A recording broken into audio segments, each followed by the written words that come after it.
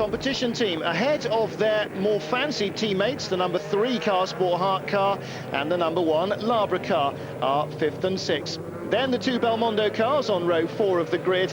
Row 5, Halliday Filipalio Ferrari, and the NGT pole sitter, the Freisinger Motorsport car of Stefano Telli, sharing this weekend with Sascha Maassen, the man who won in the Porsche in 1999 when the FIA GT came here.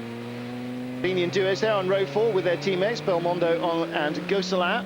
And Claude-Yves Gosselin involved in a spate of fisticuffs with Christian Ried, who's sharing the number 16 at Proton competition Porsche with his father Gerald. And after an on-track excursion, which was decided as a racing incident, it then turned into a handbags at dawn scenario in first one and then the other team, for which they were slapped on the wrists and fined 500, was it pounds or euros each? US dollar, of course, the universal currency. Well, there you are. You can see the Proton Porsche down in 24th place. They were actually bumped to the back of the well. Not a legacy of the slapping match, but more a legacy of on-track activities. So they will start right at the very back. On board with Luca Capillari and Fabrizio Golin's car. You can see them chugging away in first gear as they come around the final couple of corners and ready to take the start. And the Lister Storm on pole with a tough battle on its hands with the Ferrari and 6 Vipers right behind it.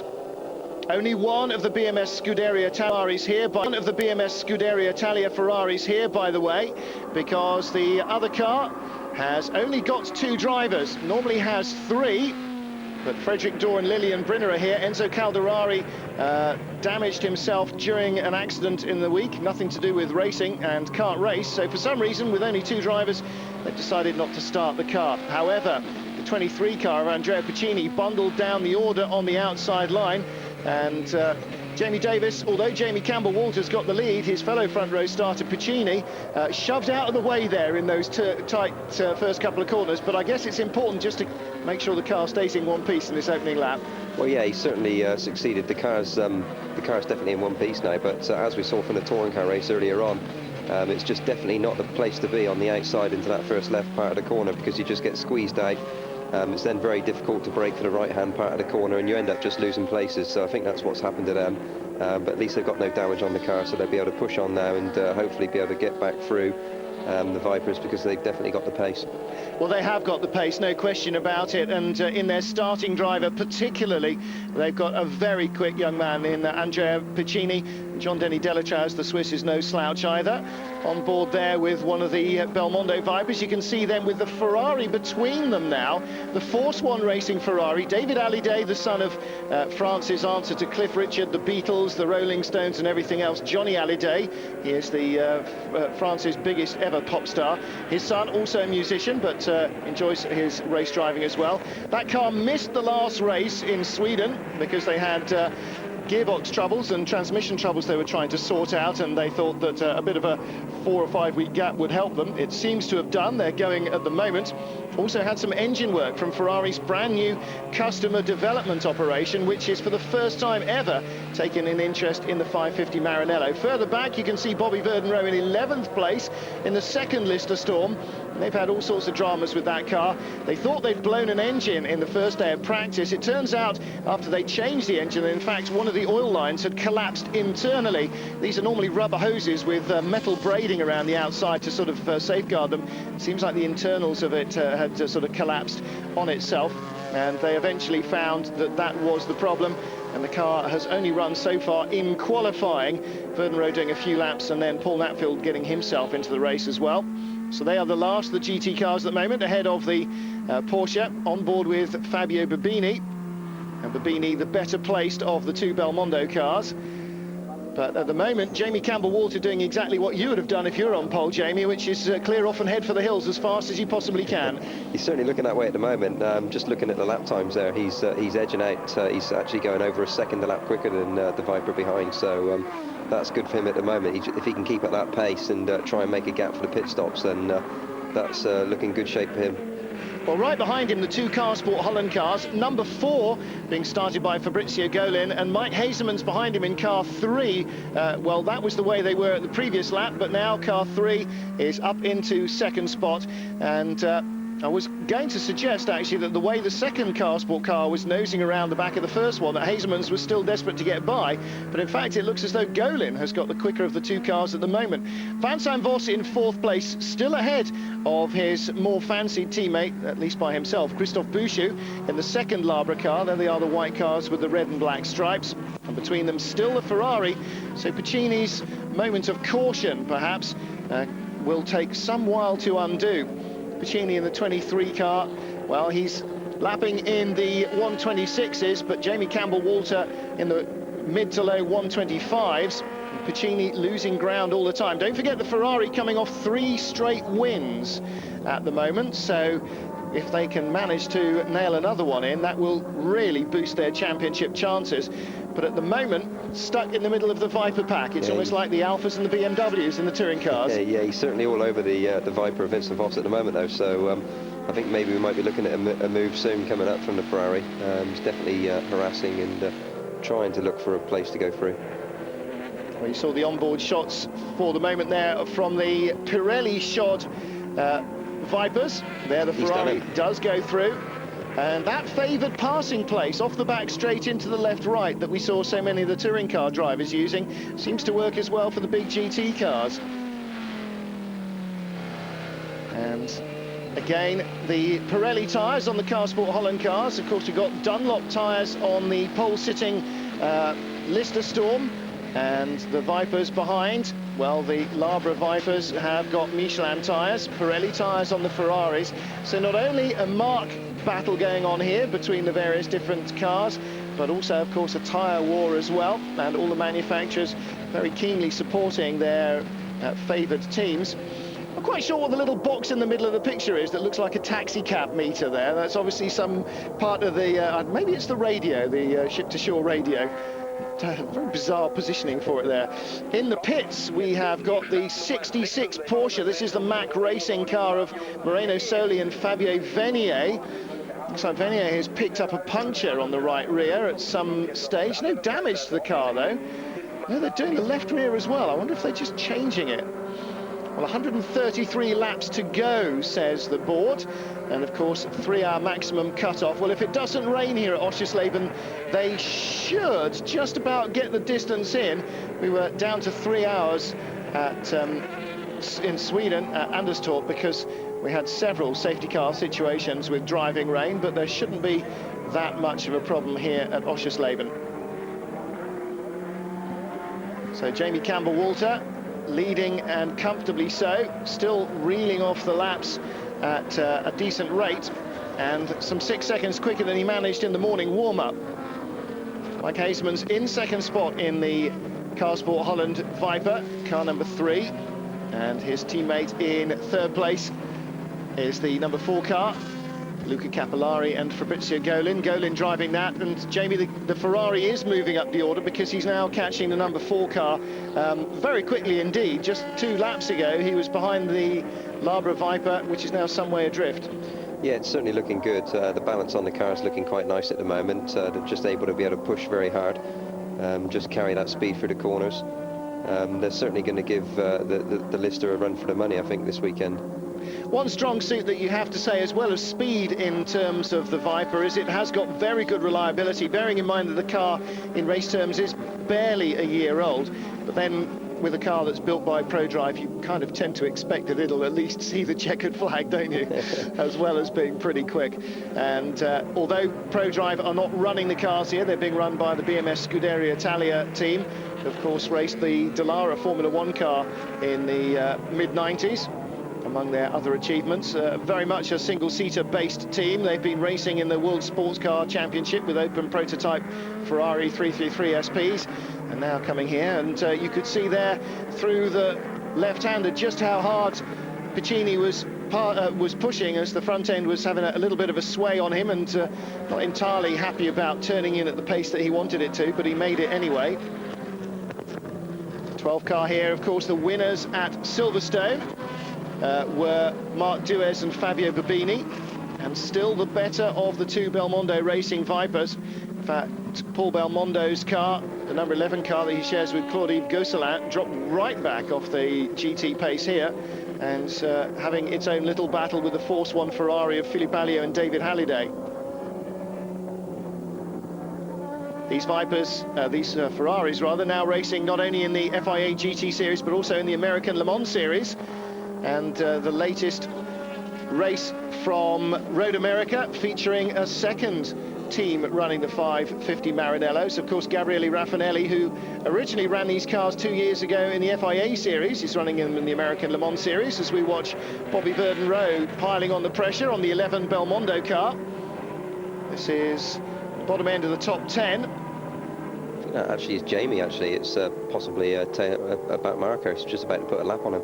You might be right, actually, because the Belmondo car has dropped right off the pace. And if that was 14, then that is, I was saying now, I didn't even look at the number. I was just assuming that that would be the battle between Bobby and Paul Belmondo. That was Jamie, yeah. So it looks as though Belmondo, it is the 14 car, looks as though Belmondo has gone off at some stage, or maybe made a pit visit. But we didn't pick up on our cameras, so we'll have to have a quick look there. Yes, he's got a lap down, no question about it. So on board again with the Car Sport Holland cars, running at their own pace, the two of them, and a little bit adrift of the lead pace of Jamie Campbell-Walter. In fact, everybody else is a little bit adrift of the lead pace of Jamie Campbell-Walter. He's now got a handy advantage of getting on for 5 seconds.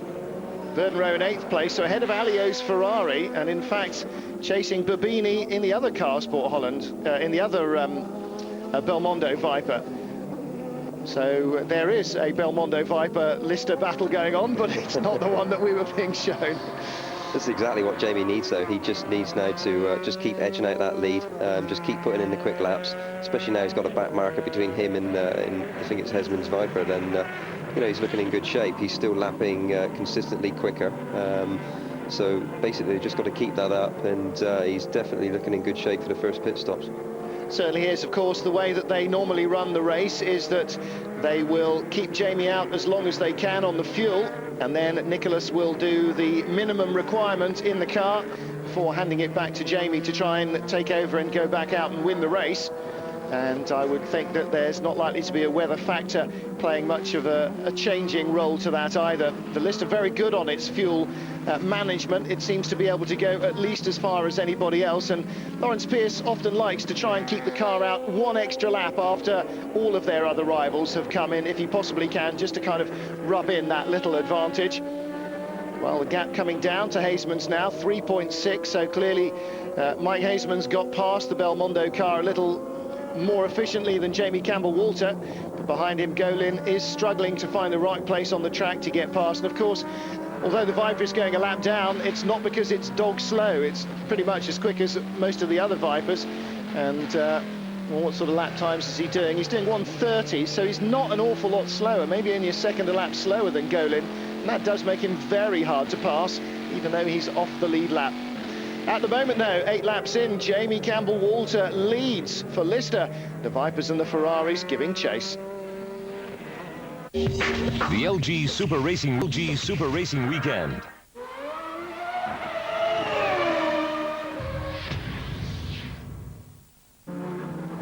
Round 6 of the FIA GT Championship at Oschersleben, part of the LG Super Racing Weekend. And here is our NGT leader, Stefan Ortelli, sharing the Freisinger Motorsport Porsche with Sascha Maassen, and really under pressure.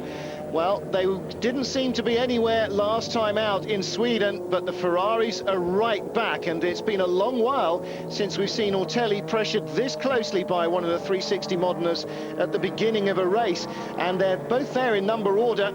Andrea Bertolini and Andrea Montermini in the 50 car, and there's the 53 car, and in fact that is second, that's third in the class. The 50 car is way down the order, and Montermini and Christian Pescatori, there's Pescatori, last year's champion. Andrea Montermini in the 50 car, nowhere near the front of the field, and that's a big surprise, because these two are their star driver lineup, Jamie. Yeah, it's very strange this weekend. I'm not quite sure what's happening there. there's a possibility that in qualifying, I think it may have had a slight shower when they were... Oh, big lock up there by the Freisinger Porsche. It's possible that it was a slight shower in qualifying, so I think that put the Montemini and Pescatori car back.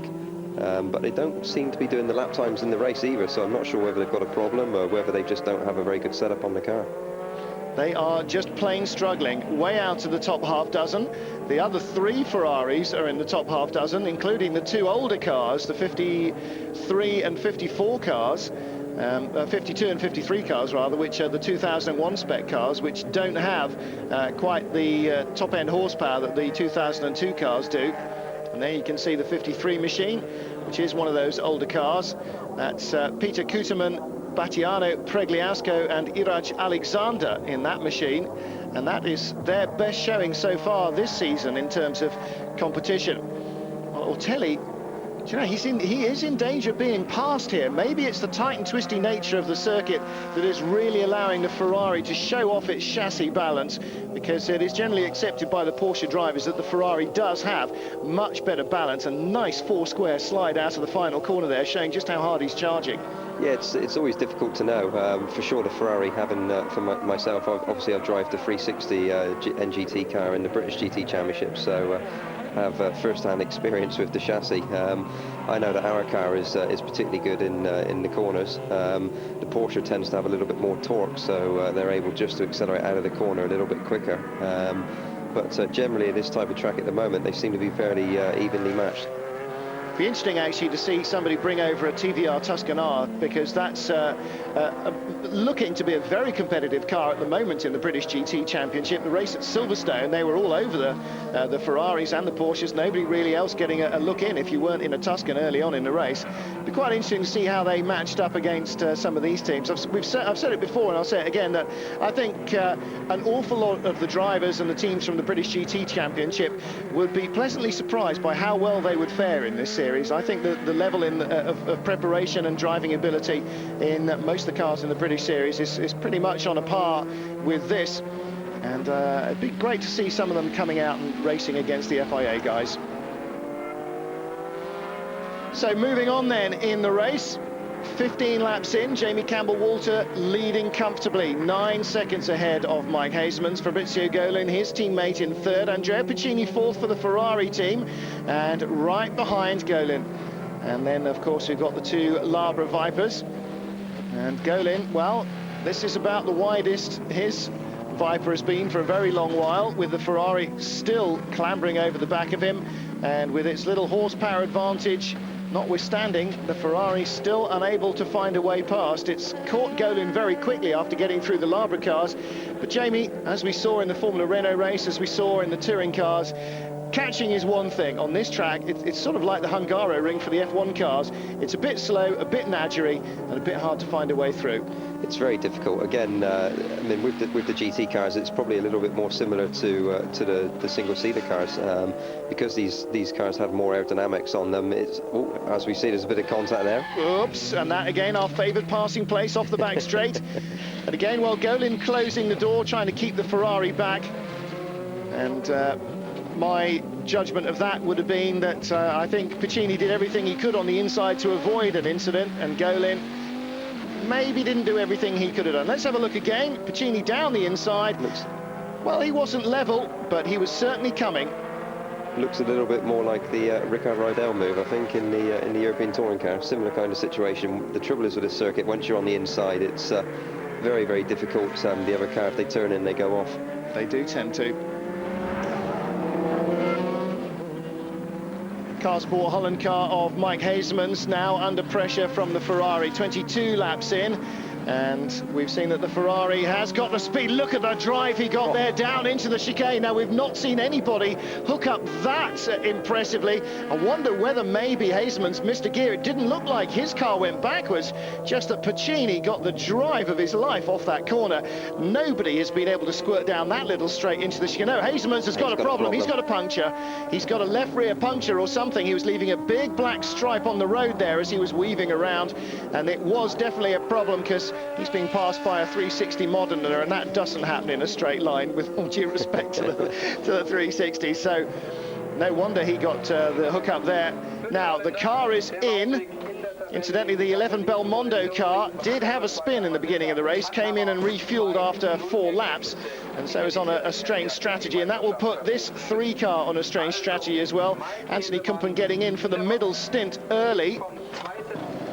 And, well... They're just trying to make this a bit more tactical now. They're going for their fuel stop and tyre change and driver change at this stage, obviously, because they had the tyre problem. Just make the most of it. Yep. Well, he goes back out, Kumpen at the wheel. Oh. And now drama, 27 laps in, Stefan Ortelli.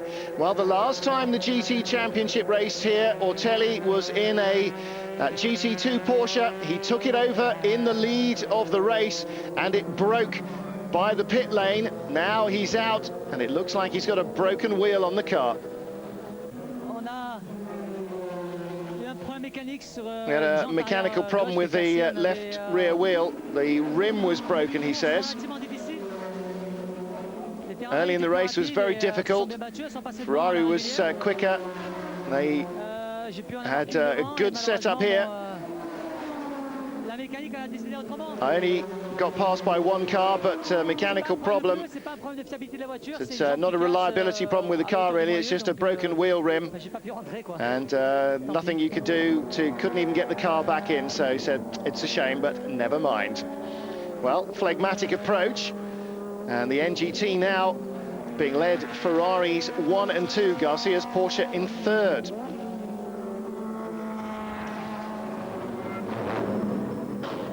And 43 laps into the race, the first of the regular fuel stops. The number 15 Lister has just been in. Here is the 23 Ferrari. Piccini hands over to Delatraz. And this should really trigger a busy pit lane. The 12 Viper is in as well. And that will be Babini handing over to Mark Duez for the middle stint. New Pirellis all round. There goes Paul Natfield, who's incidentally only driven the car in drizzle in the 15-minute final qualifying run after the Superpole runs on Saturday. So this is really his time now to learn the track. Baptism of fire for him. And another neatly drilled Ferrari pit stop. Always seems to be so long, changing the tyres with the wheel hammers. And the Labra number 1 car is in as well. They're going for a fresh set of Michelins. Now I wonder whether Jamie Campbell-Walter will take new tyres, or whether Nicholas Springer will take new tyres when he takes the car over. It looks like there's more of a problem than the number 1 car as well. This is going to be a long stop. Now I wonder what their problem is. Christophe Bouchou, unhappy. Well, we've seen that he wasn't able to run even at the pace of the number 2 car, Jamie. And I wonder whether they've got some kind of overheating problem or a fuel delivery problem or something that's just hindering them enough to take the edge. Bouchou carrying maximum weight, but that's not enough to explain it, I don't think. Let's catch up with Bouchou and see what he makes of it.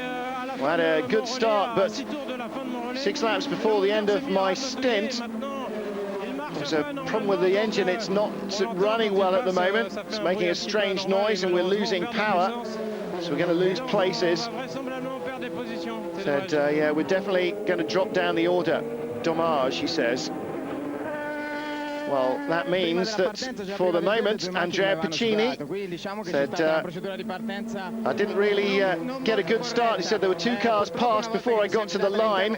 Unfortunately, I was passed by Golin and 2 other Vipers went past. I pushed hard to try and get the gap back, and managed to get past the number 2 car and also to catch Golin. He was very quick in the straight line, and it was hard to pass him. I'm sorry that we touched, but I was on the inside and I couldn't get out of the way.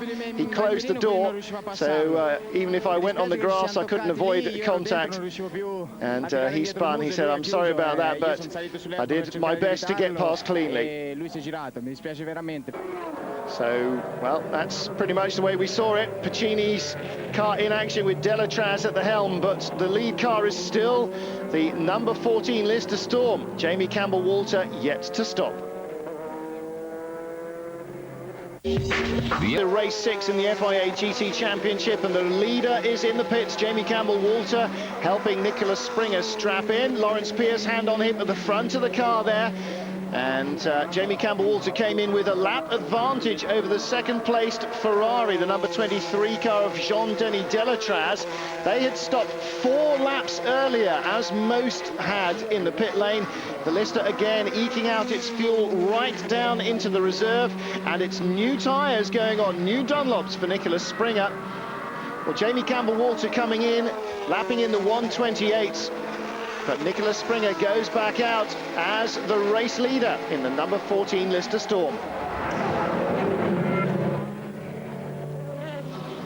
In the pits is the number 1 Labra Viper. This is 54 laps into the race. They stopped on lap 43 for a fuel stop, and at that stage they were worried about a power loss in the engine. They examined under the bonnet. Jamie Davis looks like they're checking the management and the electronics as well. David Terrian saying we had problems at the end of Christophe. He had problems at the end of his stint. We tried to see what happened when the car was stopped. We didn't find anything, but it was still there. We'll try and finish the race, but it seems as though a transmission strap has come off. And oh right, so it's not the engine. He's saying that something that holds the rear axle in place has broken. They've dislocated the rear axle and they are out of the race.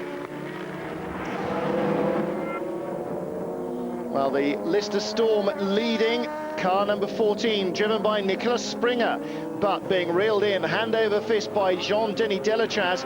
And Jamie, the Ferrari going considerably quicker now. Yeah, the Ferrari's tucked right up there now, so he's all over the Lister now, so I think that he's going to be going through pretty quickly. This was his favourite spot earlier on, just up the inside into this corner. Let's see if he can pull it off on the Lister. Well, Springer, the gentleman driver, 3 seconds a lap slower than the Ferrari. Through his stint, he's in the mid-131s, the Ferrari down in the 128s, and that makes it really no contest. And Springer, well, his mission in life, if you like, in the car is to bring it back in one piece and keep going at as consistent a pace as he can manage. You see the 2 Ferraris there, the Force 1 car sliding around out of the corner. The red car looking much more stable, though. Well, now 62 laps in, and this is the battle for second place. The number 12 car, Marc Duez, the blue and yellow car. This is Belmondo's best entry, and not going to line him up through the chicane there, surely. Nicholas Springer being chased by Paul Knapfield as well. Knapfield a lap down in the number 15 at Lister Storm. But the battle for second place, and Duez pulls out down the back straight, looking to go through, but there's slower cars in front, and, well, he out-fumbled himself very nicely there. In fact, he managed to get past the Ferrari and leave it in the way of the Lister, so great lapping, and he gets by the blue Ferrari as well. Marc Duez really flying through there in inspired form. Certainly made full use of the traffic there. I mean, that was pretty good.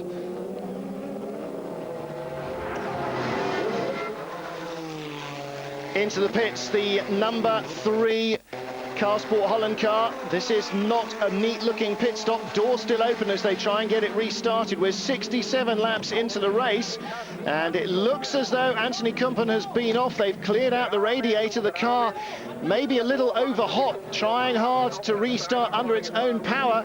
You see Twan Hazemans there, former European Touring Car champion, in the red top, and the team manager Antoine saying, come on, let's get the battery in, get the engine fired, but then they've got to let it restart under its own power. This is big drama for the Car Sport Holland team. Second pit stop for the number 14 at Lister Storm, 74 laps into the race, and the total race distance due to be 137 laps. Nicholas Springer out of the car. There is the lanky Swiss frame of Springer, and Jamie Campbell-Walter being strapped in. Nicholas trying to get the plug for the drinks bottle sorted out in between the straps for the belts and the arms. And no tyres this time. Jamie will take over. Oh no, there are tyres going on. Left-hand sides only, I think, perhaps, though. They're going for the asymmetric setup. And away goes Campbell-Walter with 2 new Dunlops on the car to take him through to the end of the race and hopefully to get his lead back.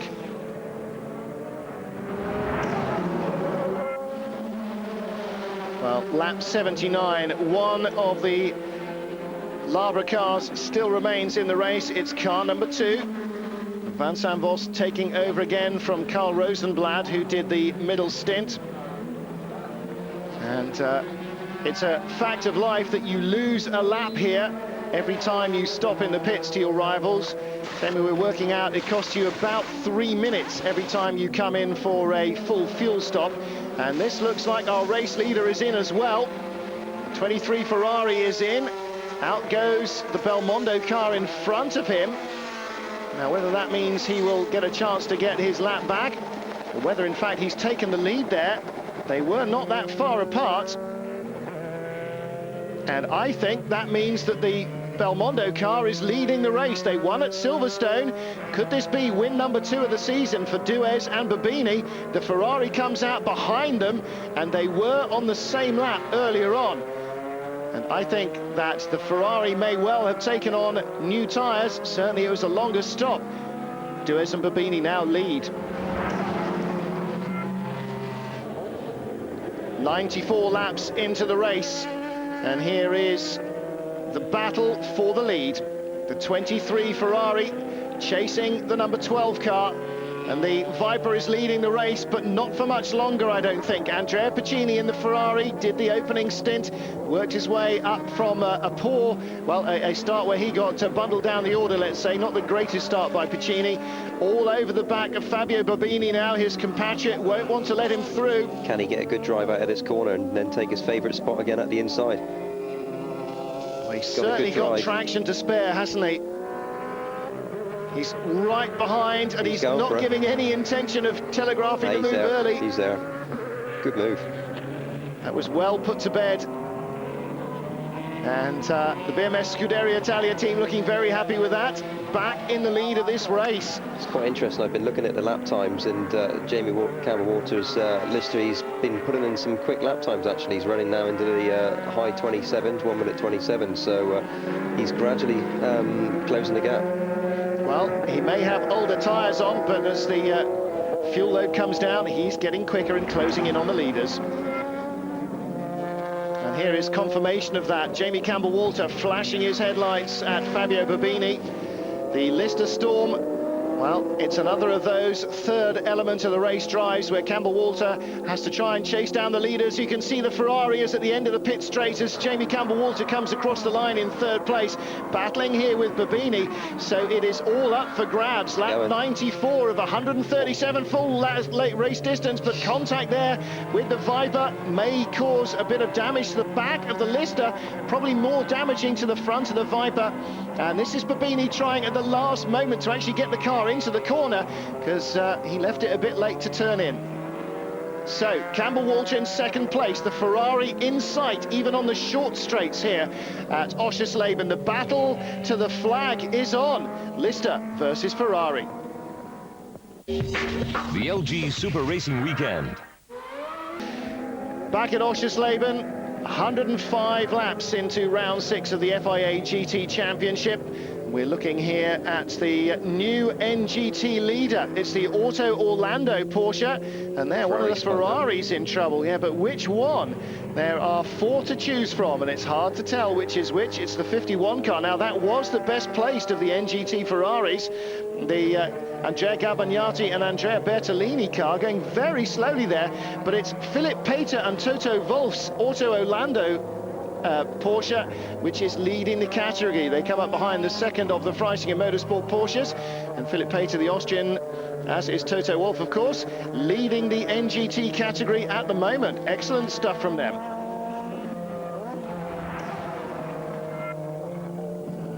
So Philipp Peter with Horst Felbermayr Jr. in the 76 car. That car he's sharing with Antonio Garcia. That's the first of the RWS Motorsport cars. And Horst Felbermayr Jr. normally races with his dad in the GT cars, in the GT2 Porsche that they own. But joining Antonio Garcia, and I have to say I'm very impressed with the way that Felbermayr Jr. is going. Not normally noted for a particular turn of speed, but certainly keeping his end up well enough here in this car, second in the NGT class in his first drive in it. And you see Jamie Campbell-Walter, Bobby Verden-Rowe, the other hyphenated Lister driver, working his way through the traffic. The Freisinger Motorsport car, incidentally, Stefan Dowdy and Bert Longin, the 55 car some way down in the order. In fact, they are a lap behind the battle for NGT honours, down in 10th spot in their class. Of course, Stefan Ortelli, who has won the last 4 races in the NGT category, unable to complete this one, out after just 25 laps, which gives the Ferraris a chance to fight back. But Jamie, looks like at the moment still Porsche is the dominant car in the category, despite the fact that the Ferraris looked so strong early on when they were chasing Stefan Ortelli. Yeah, it just seems certain situations, I think, which happened in this race, but for sure the Porsche has had a good run this weekend. They're looking very, very strong at the moment. They've certainly put one over on Ferrari this weekend, I think.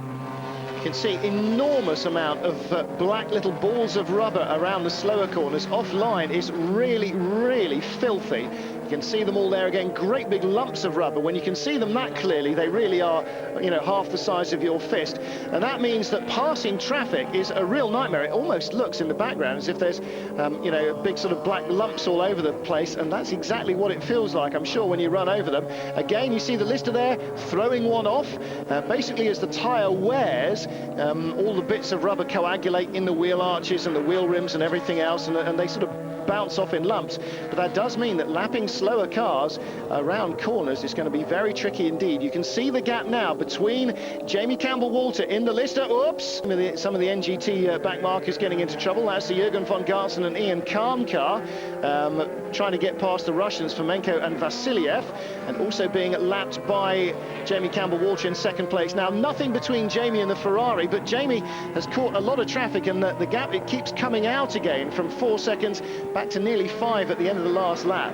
Yeah, as you'll see, it's very, very difficult to overtake getting through the traffic. Like you said just a minute ago, with the amount of marble off the line, you'll find that the tail enders, they don't really want to move offline themselves, because you get a big pickup onto the tyre then, and it'll probably take maybe 1, possibly even 2 laps to clean that tyre back off again. And in that time, they'll have very limited grip coming from the car, and not a very nice feeling. Can cause vibrations as well, and different things. So you'll find that a lot of the cars don't really want to move offline through the corners, so most of the quicker cars will try and get through on the straights.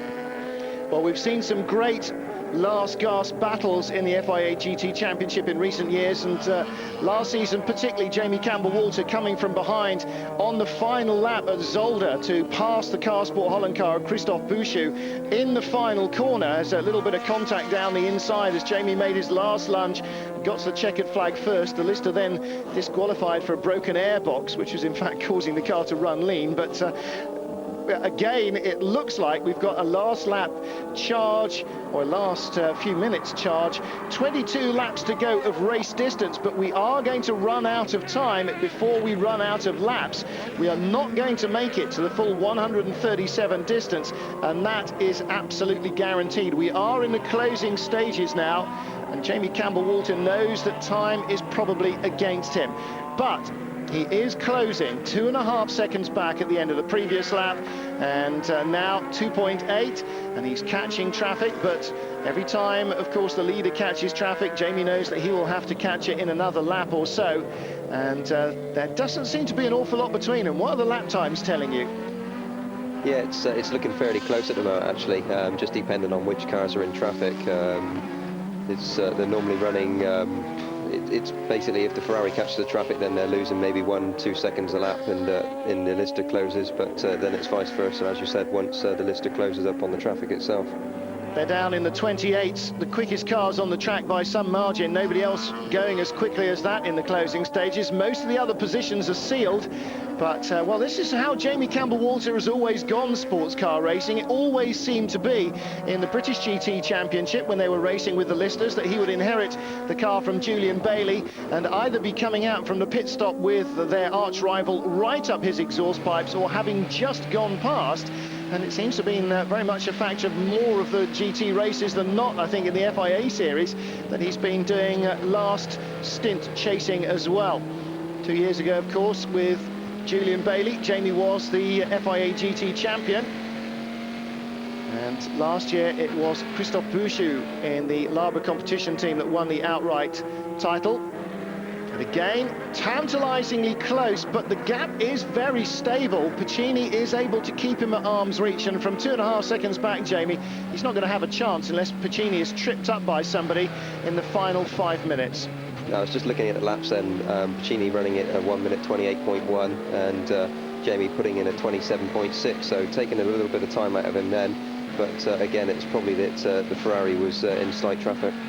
Well, 5 minutes and half a second a lap to close a 2.5 second gap. The arithmetic works as long as there's nobody else in the way, and that's not the case here at Oschersleben. You see the battle here on, this is good stuff, between Fabio Babini in the Belmondo car and Fabrizio Golin in the Car Sport Holland machine. And they're having a good tussle. And this is for... No, that's not actually a battle on the racetrack, because between them in the order is the Vincent Voss Viper. So they're in fact separated by a lap, although it looks quite exciting towards the end. God, Piccini really, he's really pushing very hard indeed. Now, I wonder what state his tyres are in compared to Jamie's, because he really, you can see the Ferrari moving around through all the corners, and he's really charging on. And the next car he's got to pass, it's a Lister Storm, driven by Bobby Verden-Rowe. Now, I wonder how hard it's going to be to pass that Lister, even though the number 15 car is down in 1, 2, 3, 4, 5, 6th position. He might just not really see the Ferrari and, you know, not let him quite as quickly through as maybe he ought to. That's certainly an eventuality that I'm sure Jamie Campbell-Walter is not particularly blind to. But with only just about 3 minutes left, he'll have to hurry up and gain some advantage from it. The trouble is, with such short time to go, the Ferrari has to feel fairly comfortable, to be honest, because not only has Jamie got to close up that gap, but he's also got to pass, and as we know, this circuit is not the easiest places to overtake. No, exactly right. And you know, it's going to be very, very difficult, I think, for Jamie to be able to make a move on the Ferrari now. Well, I think you're right. I think Jamie will have trouble catching him. Never mind, you know, if he's got 3 minutes, he goes right behind him now, he would have 2 laps to try and do it in. But I don't think he's got any more than that, and Bobby Verden-Rowe is going sufficiently quickly that it probably will be academic whether the Ferrari catches him or not. I'm not entirely sure that the Ferrari will need to pass Bobby Verden-Rowe in the remaining 2 minutes and 45 seconds. He's certainly getting no closer to the Lister. Jamie Campbell-Walter, well, he is a fraction closer to the tail of the race leader, but that fraction will not be enough. And I don't think that there will be a Lister in the way of the race leader unless Bobby backs off and really gets in the way. And do you know what? That's not really the way they run races at Lister. Well, this will certainly add to the penalty weight of the Ferrari for the next race. No question about that. The Bouchou car, the Labre Viper, will lose some of its 100 kilos, virtue of not finishing and scoring 0 points here. Jamie Campbell-Walter and Nicholas Springer look set for second place. They will go back up from 10 kilos to 50 kilos. If my remembrance of the way that the penalties are added is right, maybe they'll go up to 40 kilos. Final moments of agony for the BMS Scuderia Italia team there, as their car continues on its merry way. Will he have to do another lap? Jamie down the inside the Freisinger Porsche safely. Trying hard. Certainly is. P1 plus 2.2, and they reckon 1 lap to go. Well, it depends how quick that lap is as to whether they're right on the clock or not. It will be a very close run thing. 1.9 seconds, Piccini to Campbell-Walter. Now maybe Verden-Rowe's Lister Storm will become a factor, because the Ferrari is much closer to it. And even though Jamie, he doesn't pass, will it be enough just to hold him up from being able to run as quickly as he can? It's possible, yeah. Just the turbulence from the air, from the Lister in front may just slightly slow Piccini's Ferrari down, but I don't believe that Bobby's going to get in the way of this fight. I think that as long as Piccini can keep up the pace of the Ferrari. I don't believe that Jamie's going to be close enough to get the win, but you never know. You never know, that's absolutely true. We've seen some bizarre finishes to races like this. We've seen set-in-stone victories robbed from teams. Car Sport Holland will feel particularly aggrieved of not winning Silverstone when the back end fell off the car when they were comfortably leading. But the BMS Scuderia Italia team are already on the pit wall in numbers, waiting for Andrea Piccini to bring the Ferrari home. And this will be another convincing win for the number 23 car. Well, it'll be another win, perhaps not the dominant win that they might have seen in a couple of other races. Barely a second ahead of Jamie Campbell-Walter, but it's enough. And they do take victory, and by only just over a second. Jamie Campbell-Walter was not giving that one up until he passed the checkered flag behind the Ferrari. He would not accept defeat. Well, now then, 14:59 and 28 seconds.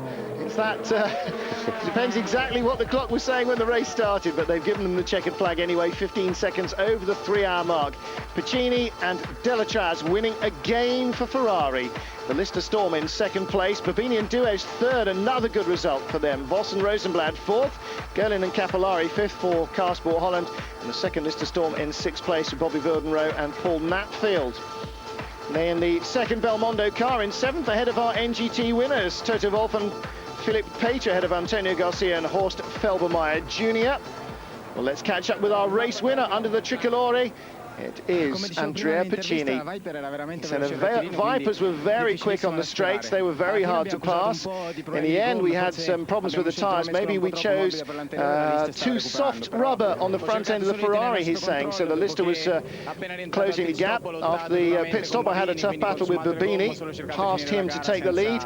And then I managed just to hold on. And our NGT winner is Austrian Porsche driver Philip Pater. It was quite perfect. We said, okay, last year I won 2 races, starting second in the second stint. So I said, okay, Toto, so you start this time, so maybe we are lucky and superstitious and we're going to win. He did a perfect job, keeping position, not losing too much time. And I was able to recover, make a lot of good laps and take the lead. And then just, you know, the last 14 laps, try to watch the fuel consumption, and it was a perfect race. I'm really happy for the team, especially for Pirelli. They gave us a perfect tire, and the Renault team did a perfect job also in the pit stops. Well, the Auto Orlando team claimed their first victory of the season in the NGT class. Here's the points then. Ferrari team leading by 1 now from Springer and Campbell-Walter. And then behind the Labra cars, a bunch all on 16 points. 7th equal Duez Babini, Voss, Hazemans and Kumpen. Luca Capillari in 12th spot in the GT title race. In the teams, or the championship for the teams, it's Lister Storm racing by 1 from Labra. The BMS Scuderia Italia really only scoring with their 1 car. They are in 3rd spot though. In the NGT category, Ferrari drivers Montemini and Pescatori still living off the fat of their early season wins, and the fact that they and Ortelli did not score means Toto Wolff moves up into a much closer 3rd place in the championship. Ian Khan and Jürgen von Gartzen get points here to reverse their downward trend. The JMB Ferrari team still leading comfortably from Freisinger, Auto Orlando and Jürgen von Gartzen Racing.